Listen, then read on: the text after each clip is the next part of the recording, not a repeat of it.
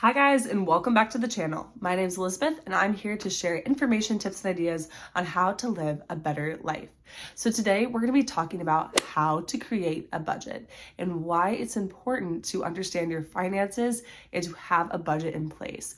Most millionaires and successful people have budgets and they're aware of what is coming in and what's coming out. So I'm going to give you a couple tips on how to effectively do this. Let's get started. So a budget is an estimate of the income and expenditures going in and out during a specific period of time. So you might have a monthly budget or a weekly budget that goes over, this is what we're going to spend in this category for this week. This is what we're going to spend in that category for this week. This is what's coming in from one paycheck, another paycheck, maybe another income stream that you have, and that is how you create your budget. So you see how much is coming in during a specific period of time, during a 2-week time period or maybe a month, and then what do you need to spend your money on? All right, and it's important to know this because it's going to help you allocate your money appropriately and understand how much money you actually make and how much you have to work with, but then you're not just buying things just to buy things. Well, we need food, so I'm just going to buy whatever food we want, and we're going to get anything that we need and just bring it in. Instead, it's saying, hey, this is how much we make, and here's a list of what we need to spend, and then how much is going to be left. Because remember, we talked about, if you've seen some of my other videos, it's important to save and pay yourself first and to invest money every month, every paycheck. But if you're just spending on whatever you want and you're not really looking at how much is coming in, and if you're just buying what you want, then you're actually going to be doing yourself a disservice and you're leaving money off the table to pay yourself. Or that's how people get into debt, because you're spending more than you make. You're like, well, I needed groceries and I bought all the groceries I wanted, but then it cost an extra $500 or $1,000 or even $250, and now we're over budget, and now I don't know if I have enough for our mortgage. And then we also have to pay for the kids to play soccer, etc. So it just starts all adding up. So what we need to do, and I'm going to show you how to do this today, we're going to use an Excel spreadsheet, and you can just list it out and say, this is how much is coming in. So you take, if you are married, you take your spouse's income, and then you take your income, and then maybe any additional income sources if you have that. But typically you're going to at least have your income from at least one job or another job, and then see how much you get after taxes. So that's a big part too. Taxes are taken out. You might say, hey, I make $80,000 a year, $90,000 a year. I make a pretty good salary. But you're not actually going to receive all of that money. And so sometimes people think, I make $90,000 a year. I make $120,000 a year. I'm doing good. You are doing good. However, you're not actually taking home that money. So you need to look and see, what is the money that you actually take home every month? And you're probably going to take home even less than that, because if you are paying yourself first and investing in your 401ks or your investment accounts, or you have to pay for insurance, that's already going to be taken out of your paycheck as well, in addition to state taxes.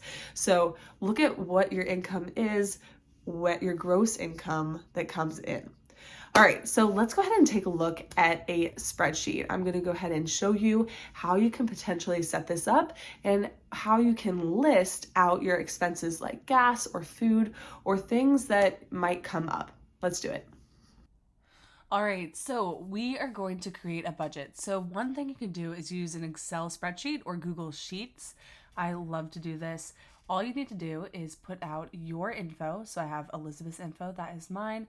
I put my reoccurring expenses like gas or a car payment, and then we have our variable expenses, the ones that can change. I also have my husband's listed out, so if you're married or you have a partner or you're combining finances, it's definitely good to do that too, and list all their reoccurring expenses and variable. I also put my income and my husband's income in another category. You can have the reoccurring amount or variable sources as well. Another thing that you can do is you can go to a sample budget. I love NerdWallet. It's a great resource that I highly recommend for different calculators. And I specifically love this free budget plan or calculator.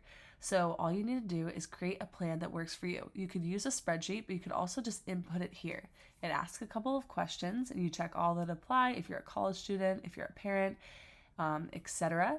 And then it asks you questions. So monthly income, you input what's your monthly income. You input then your expenses, right? So we need to have what is coming in, but then what do we have to pay for? So what's going to go out? So we have needs, right? We talk about a lot of people, wealthy people spend 50% on needs or less, but 50%. So what's your rent or your mortgage? What about your insurance? So they give all these different options and you can fill in where you need to. Of course, you can keep some as zero. You can put your phone bill in, your gas, your car payment. Hopefully that's zero, or it will be zero soon, and you can input those there.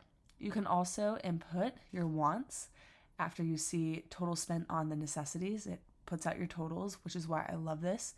Wants. So maybe give yourself a budget. Say, hey, I really like getting clothes. I'm going to give myself $100 a month and I can get whatever clothes. So I highly suggest giving yourself a little bit of fun money. Maybe you like to eat out, or maybe you like to travel a bit, or you like buying toys for your kids. Pick something or a few things and give yourself a budget for that. You don't have to totally forget all the things you care about. So definitely invest in that. And then to put your total there. You also will do savings and debt repayment. So maybe you are in debt and you're working on that. And so where your college loans or different things you have to pay debt for, if you're working on building up an emergency fund, you can put your contributions there. And hopefully you have a lot of money going into your investments as well, or you will one day. You can put that there and then your totals below. And so it'll tell you all of your totals for needs, wants, and your savings and car payments. You can even click and it'll download a report. You could also do the 50-30-20 comparison, which is spending 50% of your money on your needs, 30% on wants, and then 20% on savings and debt repayment. And you can check and see if you're on target there. So definitely check it out. You just have to put your email in. I love using NerdWallet for multiple things and it's a great resource. So definitely check it out if you want. Lastly, check your bank. So sometimes your bank will have different budgeting tools. So I know we have USAA and it automatically, once you pay for something using your debit card, it'll categorize it and put it out there. So you can use that for a budget and you can use other things as well. So I hope that was helpful. Let me know in the comments below and I'll see you in the next video. Bye guys.